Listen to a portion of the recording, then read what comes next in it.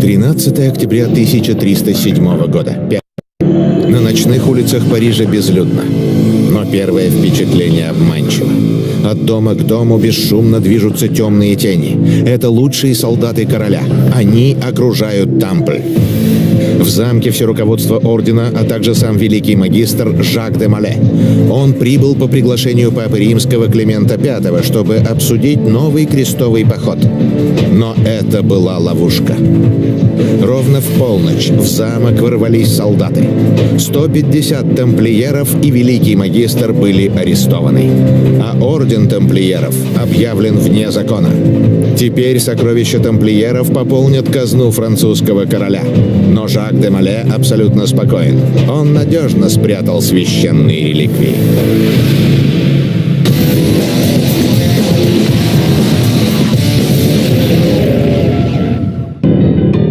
Пятница 13-я, черная дата. Она и сегодня вызывает ужас у суеверных людей. Опасаясь несчастий, многие не выходят из дома, не планируют никаких дел, не принимают ответственных решений. Оправданы ли такие меры предосторожности?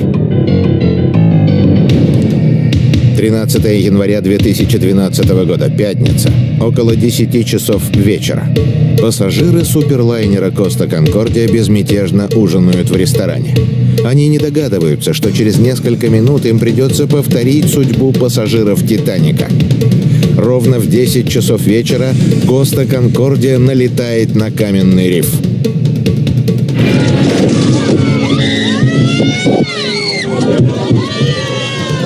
Судно получает 30-метровую пробоину и начинает тонуть. На борту находится более 4000 человек. Спасательная операция продолжается всю ночь. Шлюпок на всех не хватает.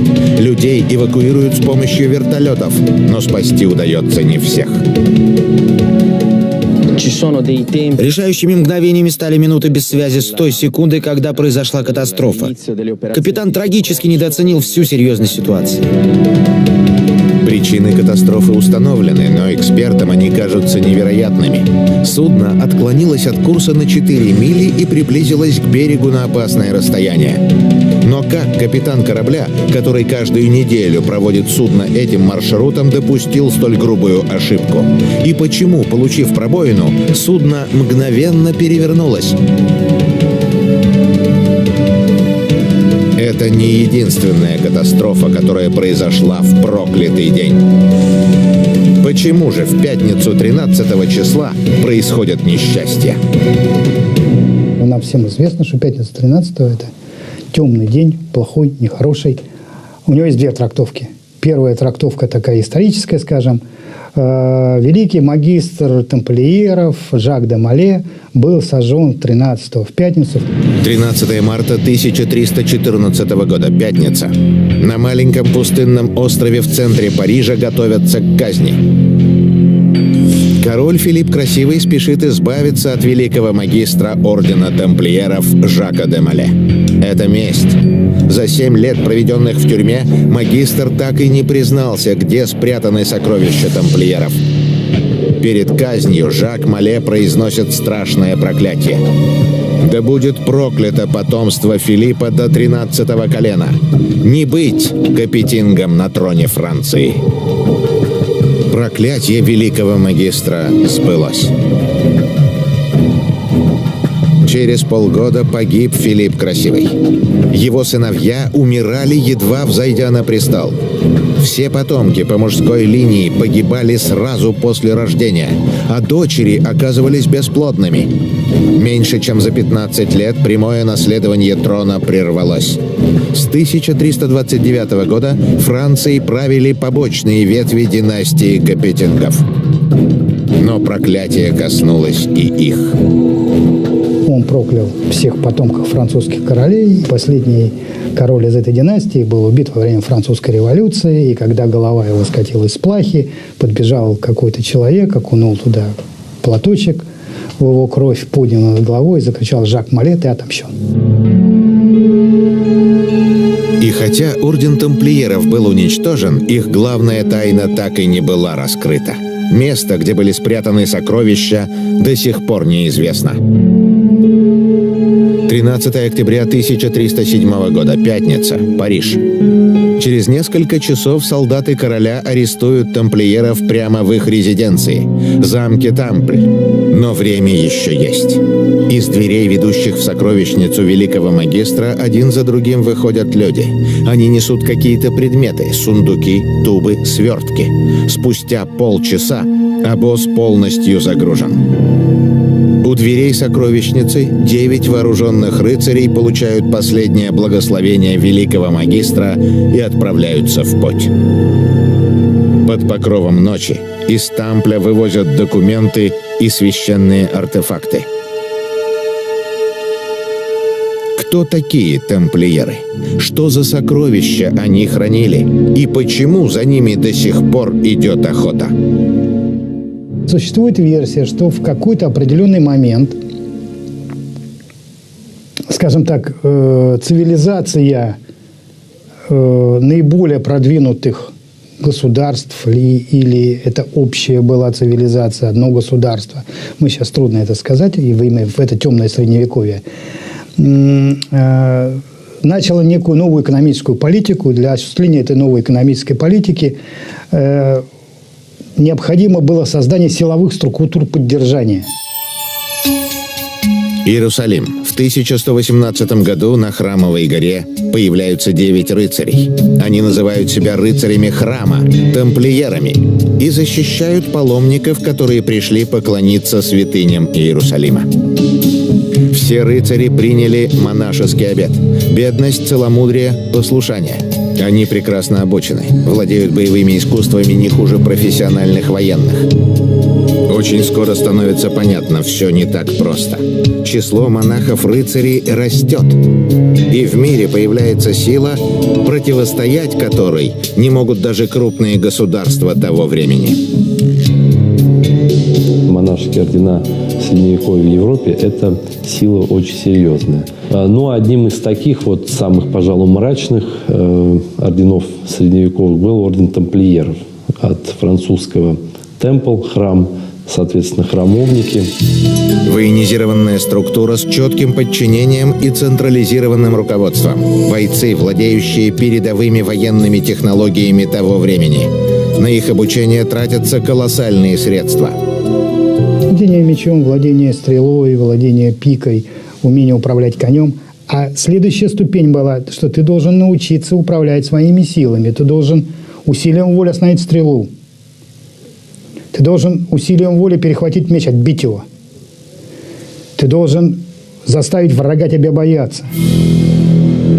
В середине 13 века были созданы 4 подразделения хорошо обученных бойцов. Тамплиеры, госпитальеры, тевтоны и братья ордена Приората Сиона. За невероятно короткий срок они установили в Европе новый мировой порядок. За 100 лет построено было 3000 городов, дороги, мосты, запущены производства, практически нивелированы все войны, запущена банковская деятельность финансовая, начала чеканиться золотая монета. Были, как говорится, сведены на нет всякие внутриклановые конфликты, конфликты территориальные. То есть есть версия, что ордена – это была силовая структура поддержания общей смены экономической парадигмы. Что за таинственная сила создала монашеские ордена? Сколько существует человеческая цивилизация, столько существуют на Земле и тайные общества. О них известно немного. Уж слишком хорошо они скрывают свои тайны. Тайные общества – это общества, которые, в общем-то, в принципе, их существование подвергается сомнению. Существуют они на самом деле, существовали ли они или нет, мы достоверно не знаем. Есть некое количество документов, которые указывают, что вроде бы они существовали. 3 век до нашей эры. Индия. Храм в Паталипутре. Каждый вошедший в него будет убит. Таков приказ царя Ашоки. Бедный монах приближается к храму и бесстрашно заходит внутрь. Над его головой уже занесен меч, но монах начинает читать мантры и воспаряет над землей. Весть об этом быстро разносится по городу. Царь Ашока лично приходит в храм, чтобы увидеть чудо. Именно этого и добивался монах. Разговор с царем длился несколько часов. Ашока выходит из храма совершенно другим человеком. Теперь он хранитель древних знаний. Их оставила очень развитая цивилизация. Во-первых, у них были космические корабли и самолеты, которые назывались виманы. В манускриптах есть чертежи различных типов виманов. Во-вторых, есть описание древнего оружия. Мы можем отнести его к ядерному оружию. И, конечно же, присутствует упоминание про огромные города с высотными домами и автотрассами. Все это признаки высокоразвитой цивилизации. 9 древних манускриптов по биологии, генетике, военной технике, квантовой физике, архитектуре, медицине. Словно прежние жители Земли пытались сохранить научно-технические достижения своей цивилизации. Ашока понимал, для этих знаний время еще не пришло, они опасны. Царь выбрал 9 человек и связал их клятвой. Так появилось тайное общество 9 неизвестных. Общество хранителей знаний. Чехия, 1307 год. По дороге движется груженный обоз. Его охраняют несколько вооруженных рыцарей. Люди выглядят уставшими, они в пути уже несколько месяцев. Но цель близка. Обоз приближается к замку Гауска. Замок Гауска построен в стороне от дорог, в самой чаще непроходимого леса. Массивные крепостные стены закрывают его от внешнего мира. До сих пор не найден ни один документ, объясняющий, для каких целей возведен этот замок.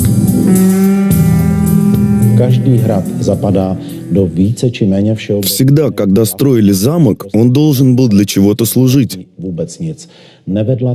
Здесь же не было ни границы, ни торгового пути, ни поселений, от которых замок мог бы получать налоги. Пишут, что здесь были непроходимые леса, которые непригодны даже для охоты. И посреди всего этого построили огромный по тем временам, хорошо оборудованный замок. Согласно последним археологическим исследованиям, замок Гауска был заложен в 70-е годы XIII века. Это был период расцвета ордена тамплиеров, но доказательств, что они участвовали в строительстве, нет. Замок не был построен для того, чтобы обороняться от чего-то снаружи. Его возвели, чтобы скрывать то, что хранилось внутри. Это что-то не должно было попасть наружу.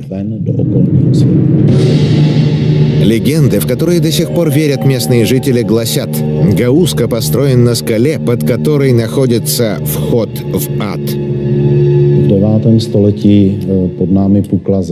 В 9 столетии под нами треснула земля, и из расщелины на свет Божий начали вылезать адские чудовища. Эту дыру невозможно было засыпать, и поэтому они ее заткнули. Поставили сверху часовню, и часовню эту доверили архангелу Михаилу. Архангелу Михаилу, тому самому, который ведет битву против ангелов, сброшенных с небес в ад. И не только. Архангел Михаил считается одним из покровителей ордена тамплиеров. Возможно, это знак их причастности к тайнам замка Гауска. Я могу это объяснить так. Ад под замком был придуман церковью для того, чтобы люди боялись этого места и избегали его. С завидной регулярностью появлялись очевидцы, которые рассказывали о встречах с демонами и ведьмами. Легенда оказала нужное влияние. Люди обходили замок стороной. Эту часовню нашли в 1928 году. Часовня была разбита на 3 этажа. Вся готика, окна и фрески были под фальшивыми стенами. Только благодаря тому, что в 1928 году здесь проводили ремонт, удалось добраться до фресок. Выяснилось, что часовня построена в честь архангела Михаила. На этой стене он бьется с драконом, который является символом зла не только в христианской мифологии, но и ранее. Дракон олицетворял силы зла в великой битве света и тьмы. На стенах фрески XIII века. Сюжеты, изображенные на них, далеки от канонических. Драконы, ведьмы и кентавры. В те годы люди рисовали то, что они видели, что было перед глазами. Вот что мы видим на этой фреске. Получеловек, полузверь и с хвостом. А его стрелы направлены в сторону человека. В замке до сих пор люди чувствуют себя неуютно. Под ногами якобы вход в ад, на стенах монстры и чудовища. Немногие знали, что под часовней действительно есть вход в подземное хранилище. Во время Второй мировой войны в замке были нацисты. Почти 5 лет они тщательно обследовали замок, искали исчезнувшие сокровища тамплиеров, книги и магические артефакты. Они хранили там не золото, конечно, в своих тамплях, не какие-то там драгоценности в сундуках, как скупой рыцарь. Они хранили там знания, то есть это были большие библиотеки, они хранили там артефакты какие-то. Все сведения о пребывании спецподразделений Третьего рейха в Гауско до сих пор засекречены. Точно неизвестно, найден ли вход в подземную сокровищницу, и если да, то какие именно артефакты попали в руки нацистов. Госпожа Силвстед, американский историк, получила доступ к архиву в Москве. 4 года она работала там и выяснила, что эта операция называлась «Бургундцвай». Конкретно здесь, в Гауске, хранилась вся еврейская библиотека, включая Каббалу, вся оккультная литература вплоть до Египта. Возможно, это лишь малая часть сокровищ тамплиеров, которые они вывезли из Франции в ту роковую пятницу 13 октября 1307 года. Но куда исчезли остальные реликвии? И что стало с орденом храма после казни великого магистра? 2004 год, Кёнигсберг. На развалинах Королевского орденского замка идут археологические раскопки. И вот удача. В подвалах обнаружен тайник, оставшийся со времен позднего Средневековья. В нем серебряная шкатулка 13 века.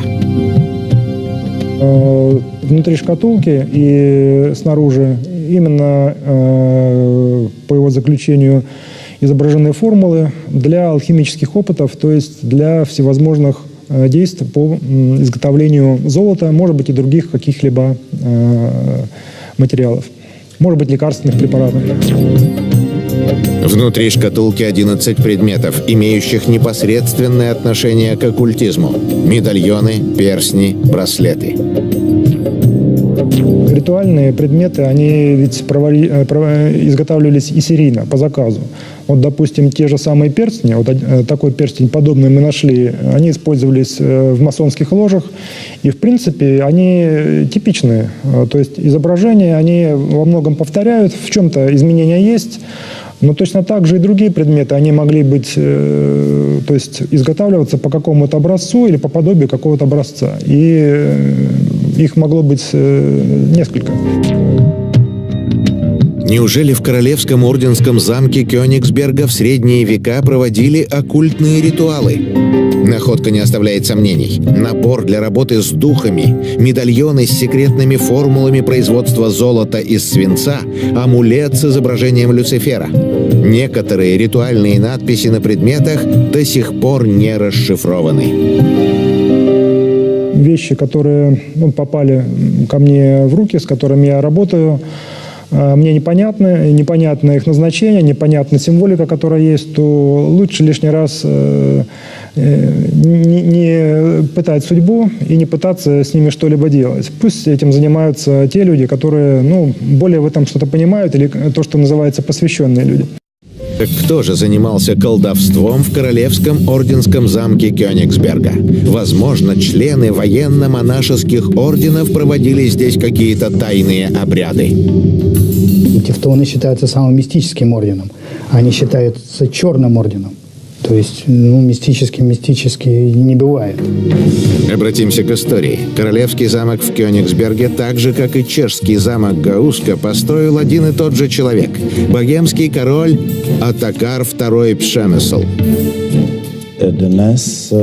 Сегодня историки говорят, что замок Гауска был построен при Оттокаре II Пшемысле. Он же построил королевский замок в Калининграде. В конце декабря 1254 года войско Оттокара II отправилось в Самбию и без труда покорило прибалтийские земли. Поход занял меньше 3 недель. В январе 1255 года Оттокар уже отбыл в Богемию, заложив перед этим камень в основании замка, который впоследствии назовут Королевским. В Самбию Оттокар больше не возвращался. Для чего же он построил замок? Мы знаем доподлинно, что когда один из английских королей сделал замечание магистру тамплиеров, что они ведут себя высокомерно и неправильно, тот ответил ему достойно. Он сказал: «Государь, ты правишь только до того момента, пока ты исполняешь то, что говорим мы». Известно, что Оттокар пользовался особым покровительством великого магистра Тевтонского ордена Попа фон Остерна и был обязан ему многими военными победами. Магистр лично собирал ополчение для похода на Самбию и указал место, где следует построить новый замок. Скорее всего, великий магистр преследовал свои цели. До эпохи реформации цивилизация на планете тотально была у нас мистическая. Даже сами науки, изучаемые этой цивилизацией, были мистическими. С опорой на то, что мы должны слушать камушек, он нам говорит. Мы должны слушать деревца, оно нам говорит. Мы должны понимать, мы должны сконцентрироваться и перелететь из Франции в Англию. И это воспринималось как по-серьезу. Однако не тевтонов, а именно тамплиеров подозревали в волшебстве, колдовстве и алхимии. Еще в 1208 году папа Иннокентий III призывал рыцарей храма к порядку и требовал прекратить нехристианские действия и заклинания духов. Мы знаем, что тамплиеры поклонялись Бафомету, как нам говорят, и нам пытаются тут же объяснить, что Бафомет – это такой козел, это такое что-то кошмарное, жуткое, с какой-то с рогами, с чем-то. Кто знал, что такое? У католиков Бафомет ассоциировался с дьяволом. Его изображали в виде крылатой фигуры, восседающей на кубе. У Бафомета козлиная голова, которая вписывается в пентаграмму. Этот символ был известен еще оккультистам древности. Это был некий идол или с 2 или с 3 лицами. Сразу вспоминаем двугликий Янус. Сразу вспоминаем Троян. Православный бог Троян с 3 лицами, который стоял на Рюгене, Световид. Может быть, они поклонялись ему, может быть, они были язычниками. Может быть, вера в Марию Магдалину была не вера в христианство, а вера в Богоматерь. Наоборот, то есть в рожаницу. Сейчас этого никто достоверно сказать не может. Тевтоны называли себя орденом Дома Святой Марии Тевтонской. У тамплиеров тоже был культ Марии. Ну, они поклонялись нашей госпоже Нотр-Дам. И все их кафедральные соборы носили название Нотр-Дам-де-Сион, Нотр-Дам-де-Пари. Знаменитый Нотр-Дам-де-Пари – это тамплиерский собор. То есть наша госпожа в Париже, наша госпожа в Сионе. И под нашей госпожой понимали Марию Магдалину. Тевтонский орден и тамплиеры появились одновременно. Скорее всего, цель у них была общая – изменить мировой порядок, а значит, действовали они заодно и помогали друг другу. Возможно, королевский замок в Кёнигсберге был построен для тамплиеров. Сегодня мы доподлинно знаем, что в замке проходили оккультные ритуалы. Возможно, там тамплиеры прятали свои сокровища, вывезенные из Парижа. Копье судьбы, ковчег завета, святой Грааль. Эти мистические артефакты, оставленные человечеству, наделяют своих владельцев безграничной властью. Так гласят легенды. Считается в европейской мифологии, что если заполучить вот один из этих артефактов, то можно будет овладеть там какими-то тайными знаниями, тайными силами. Эти артефакты существовали и находились под охраной тайного общества тамплиеров. Тампль – это не храм. Тампль – это башня. И если посмотреть на все тампли, а у тамплиеров их храмы так и называются, тампли до сих пор. В Лондоне тампль тамплиеров, в Париже тампль тамплиеров, где они сохранились в первозданном виде, то нас сразу поразит некое такое отличие этого храма от всех остальных. Они круглые, без окон, без дверей. Тамплиеры были очень искусны в строительстве скрытых помещений и подземных сооружений. В крепостях, построенных тамплиерами, с особой тщательностью устраивались хранилища сокровищ. Говорят, они хранили там плащаницу Христа, ковчег, который они под Храмовой горой вроде как раскопали, еще что-то. Все это легенды, которые никто не знает. Ну, Святой Грааль, конечно, они хранили, должны были хранить тамплиеры. Конечно, Святой Грааль. Никто не знает, что такое Святой Грааль, но все знают, что его хранили тамплиеры. В 1230 году немецкий поэт Вольфрам фон Эшенбах, основываясь на древних легендах, пишет балладу «Парцефаль». В ней рассказ о чудесном камне, блуждающем по миру и дающем своему владельцу божественную силу и мудрость. По версии Вольфрама, этот камень упал с неба, и назывался он «Святой Грааль». Что такое Святой Грааль? Опять же, мы говорили, нам говорят, Грааль – это камень, Грааль – это хранилище крови Христа, Грааль – это хранилище знаний, Грааль – это то, Грааль – это все. Никто не знает точно. Святой Грааль находился в волшебном замке Мунсальвеш. Сегодня историки считают, что речь шла о крепости Мансигюр в Пиренеях. Она появилась на вершине неприступной скалы в начале XII века. Скорее всего, крепость была построена для хранения этой древней святыни. Хранители Грааля, катары, пользовались защитой рыцарей-тамплиеров.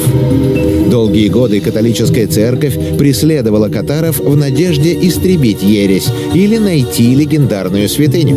В мае 1244 года, после долгой осады, последний оплот катаров, крепость Мансигюр, была разрушена, а 257 ее защитников приговорены к смерти. Их сожгли на костре. Это верование. Они взяли Мансигюр и всех катаров извели на костер. И те пошли на костер с радостью, потому что они поняли, что это будет не убиение каким-то мечом и захоронение в землю, где ты сгниешь, и тебя червяки съедят. А с огнем ты уйдешь в иной мир. Захватчики обыскали замок, но Святой Грааль бесследно исчез. Скорее всего, катары передали его своим единственным союзникам – рыцарям-тамплиерам. 1938 год. В Вевельсбург съезжается нацистская элита. Ходят слухи, что в древнем замке Третий Рейх прячет мистические сокровища тамплиеров. Копье судьбы и чашу Грааля. Есть среди местного населения и свидетели. Бывший управдом, или по немецким понятиям завхоз этого комплекса, рассказывал, что именно внизу, в склепе, в самом центре пола стояла такая огромная чаша, и из этой чаши вверх поднимался густой дым. И по его словам, этот дым поднимался в Вальгаллу. В 1933 году замок Вевельсбург стал собственностью Генриха Гиммлера. Он пытался сделать его оккультным центром мира. Гиммлер знал, что Вевельсбург построен на месте древнего кладбища. Знал он и о проклятии, защищающем замок.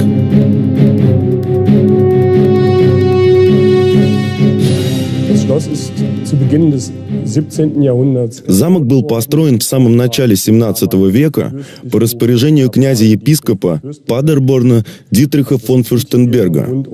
В то время территории вокруг города Падерборн были самостоятельным княжеством и подчинялись Священной Римской империи. Замок Вевельсбург должен был стать для этого князя-епископа своего рода второй запасной резиденцией. Но ни князь-епископ Дитрих, ни его потомки не пользовались этим строением, этим замком. Более того, в замке никто длительное время не работал, не селился и тем более не жил. Никто из князей-епископов. Гиммлер потратил колоссальные средства на восстановление и перестройку замка. На этом плане проект реконструкции Вевельсбурга. Если посмотреть на этот план, то изображенная на нем подъездная дорога в сочетании с Северной башней, судя по всему, и даст рисунок вот этого пресловутого мифического копья судьбы, о котором сложено так много мифов. Что это? Намек на древнюю святыню копье судьбы, дающее власть над миром? Или простое совпадение? Хофбург. Здесь хранятся атрибуты власти Священной Римской империи. Имперская корона, меч и копье судьбы. 15 марта 1938 года Адольф Гитлер получает их от покоренной Австрии. Но не все артефакты ему одинаково интересны. Лишь с одним фюрер связывает свои надежды. Это копье судьбы. Он увидел это копье, поверил, что если он будет обладать этим копьем, всегда он будет победителем. Фюрер объявляет, реликвия будет храниться в Нюрнберге, а сам приказывает сделать несколько копий копья судьбы. Скорее всего, оригинал копья отправился в совершенно другое место – в замок Вевельсбург. Ну, вопрос, который касается и священного Грааля, и копья судьбы, это все из области тех мифов и слухов, которые появились вокруг замка Вевельсбург уже в послевоенное время. Не существует никаких исторических фактов или исторических документов, способных подтвердить любую из этих гипотез. В северной башне Вевельсбурга, там, где нацисты проводили оккультные ритуалы, находился тайник для сокровищ. Все дело в том, что перстни с черепами были абсолютно у каждого члена СС. Так вот, перстни с черепами высокопоставленных членов СС после их гибели, после их смерти, должны были храниться здесь, в Вевельсбурге, в специальном таком ящике, в специальном саркофаге. Свод церемониального зала Северной башни поддерживали 12 колонн. В центре помещения горел вечный огонь. В центре на полу находится орнамент, который получил известность только в последние 20-25 лет. Его называли «Черное солнце». Черное солнце – символ тайного знания. Его использовали в своих ритуалах хранители древних реликвий тамплиеры. Скорее всего, Гиммлер приказал украсить церемониальный зал мозаикой с изображением черного солнца не просто так. Нацисты собирались хранить копье судьбы в Вевельсберге. Но что-то им помешало. Есть версия, что копье судьбы оказалось не настоящим. В середине XVIII века в руки историков попали два странных документа – Устав избранных братьев и Устав утешенных братьев. Они содержали тайные инструкции для тамплиеров, достигших внутреннего круга ордена. Значит, после официального распуска ордена тамплиеры продолжили свое существование. Мы знаем, что, в общем-то, тамплиеры – это 1307 год, разгром тамплиеров во Франции. После них мы практически о них ничего не слышали нигде в мире. Не потому, что их вот король Филипп Красивый разгромил, и все, и они, бедные, там, исчезли с лица земли. И сменили название. В Шотландии они стали Орденом Чертополоха, в Португалии – Орденом Христа, в России – опричниками. В России есть аналог практически такого ордена, был, вернее. Это наши известные опричники Ивана Грозного, которые имели второе название Орден Кромешников. И кромешниками они были не от того, что, как нам излагают какие-то досужие историки, что они крыли черной черепицей свои дома, и поэтому вот она была кромешного цвета, такого жуткого, и поэтому они были кромешники. А кромешники, они были от хорошо нам всем известного слова «кромы» или «закрома Родины». Но только чью казну охраняли псы государевы? О башнях тамплиеров ходят легенды, но точно такие же строения появляются в начале XIII века и на Руси. В Москве можем увидеть аналог этой башни просто стопроцентно. Это наша знаменитая башня Арсенальная. Она же Собакина, в которой хранился порох, арсенал, казна, ну, то есть хранилище, такое большое хранилище. То есть из этого мы можем сделать вывод, что все храмы тамплиеров, ихние тампли знаменитые, это были хранилище казны. И сами тамплиеры были казначеи. Существует версия, что как только в Европе начались массовые аресты тамплиеров, братья начали вывозить сокровища из Европы. В порту Ла-Рошель тамплиеры арендовали 18 галер. В тот же год московский князь Юрий встретил иноземных странников, которые прибыли на 18 кораблях. Пилигримы привезли с собой золото и драгоценные камни и жаловались московскому князю на притеснение от короля и папы. Могло ли это быть простым совпадением? Они просто сменили место центрального получения возврата денег. То есть, если они ушли, как говорят, на Русь, то они ушли на Русь, и залоговые кредиты, которые они брали, им возврат пошел не в Париж, а на Русь. Теперь экономическое чудо происходит на Руси. Москва превращается в столицу Великого княжества. В 1325 году сюда съезжаются рыцари из разных земель. Возможно, это были сбежавшие от инквизиции тамплиеры. Почему православная страна приняла католических монахов? На Храмовой горе, там, где стояли тамплиеры, прямо рядом были Даниил Заточник, стоял со своей дружиной. Вот. То сразу снимается вопрос вообще о католицизме и православии. Это были дружины совершенно одного единого общего порыва, не разделенные ни на что. И ведь есть, опять же, такая легенда, что это православные увезли гроб Господень к себе и спрятали его в Новгороде. Символы тамплиеров можно увидеть на стенах московского Свято-Данилова монастыря. Есть они и на могилах героев Куликовской битвы, Пересвета и Ослябли. Возможно, русские богатыри тоже были тамплиерами.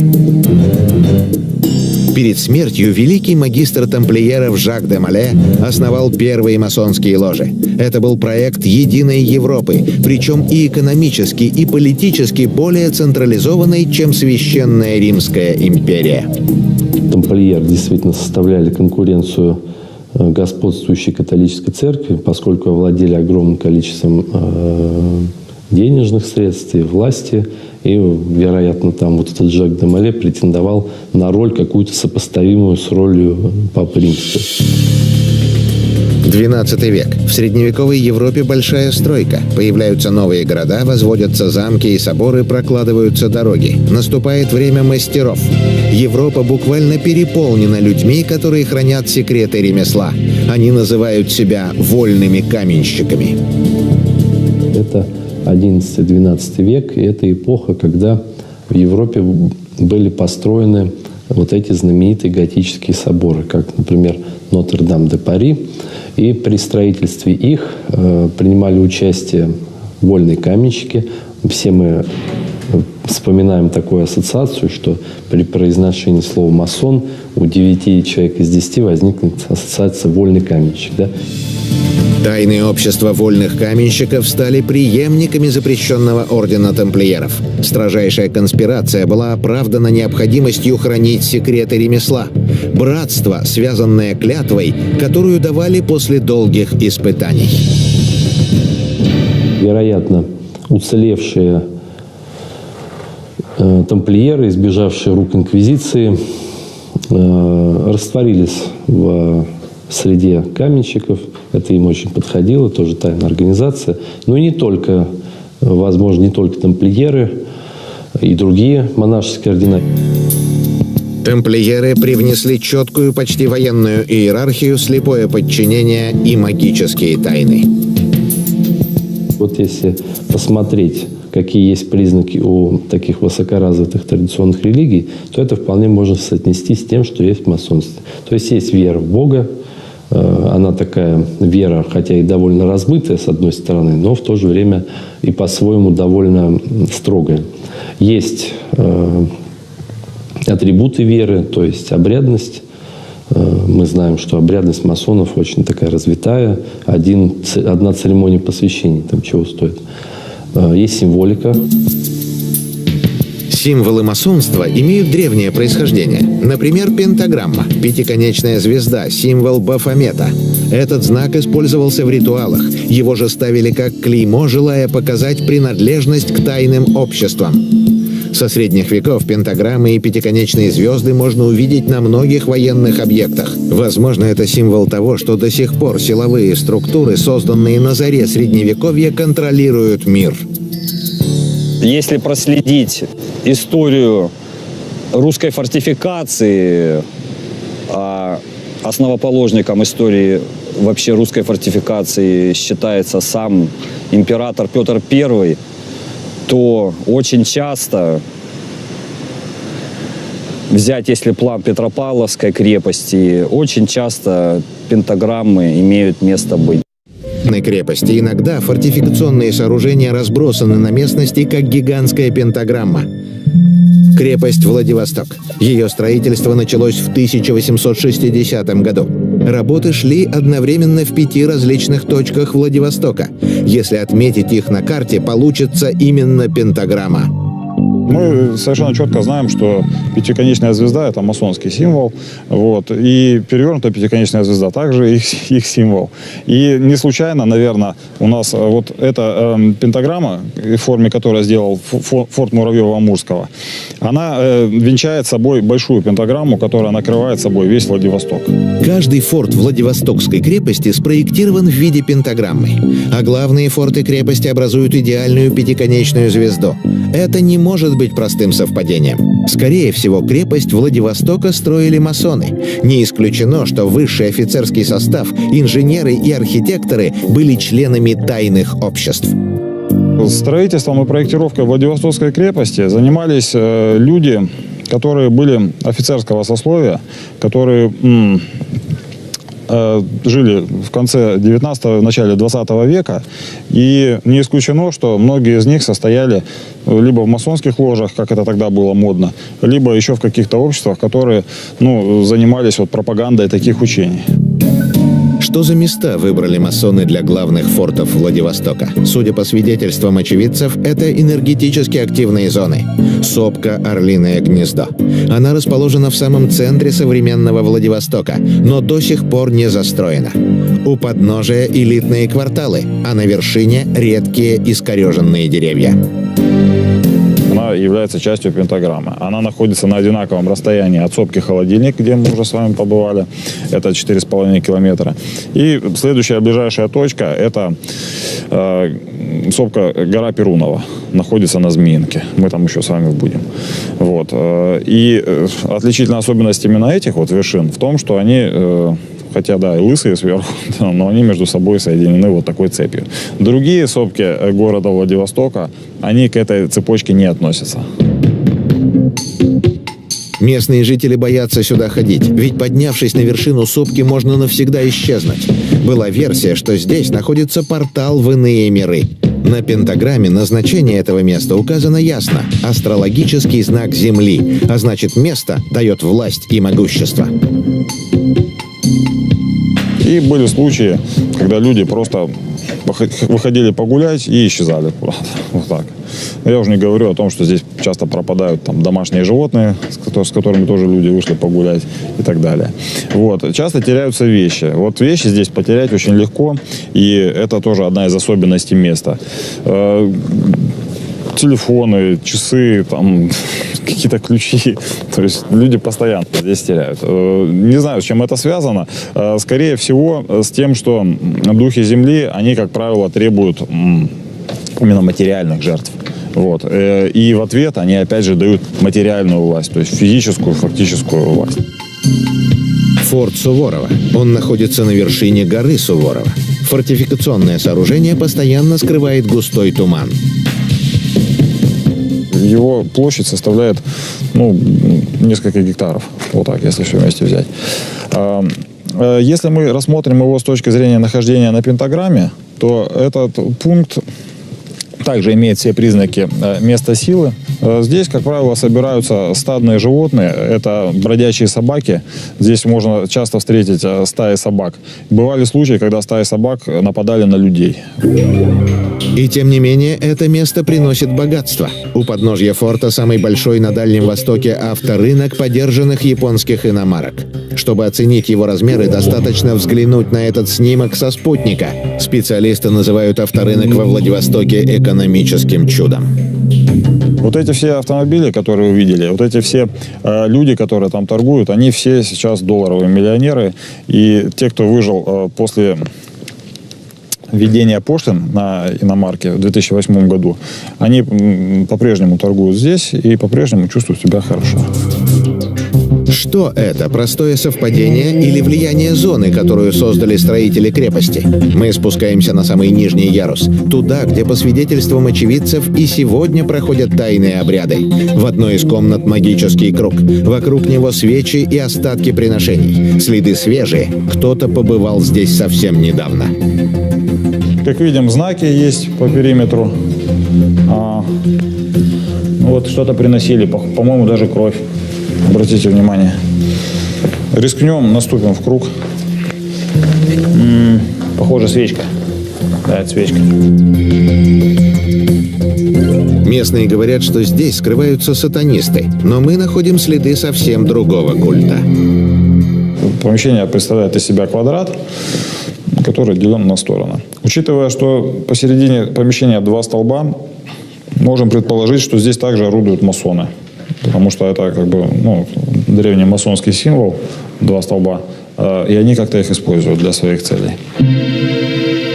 В залах, где проводятся масонские ритуалы, обязательно присутствуют два прямых столба. Они символизируют силу и стойкость. И если предположить, что здесь до сих пор проходят тайные обряды, то экономический феномен Владивостока вполне объясним. Когда наступил кризис 1998 года, людей очень выручил именно торговля автомобилями. И фактически больше половины населения города Владивостока так или иначе занималась вот этим бизнесом. Потому что именно благодаря этому люди выжили. Вот так. Поэтому не исключено, что если бы это место силы не было бы рабочим, да, представим, что его не существовало, скорее всего, город бы постигла та же участь, что, к примеру, поселок Дунай. У нас есть такой в Приморском крае.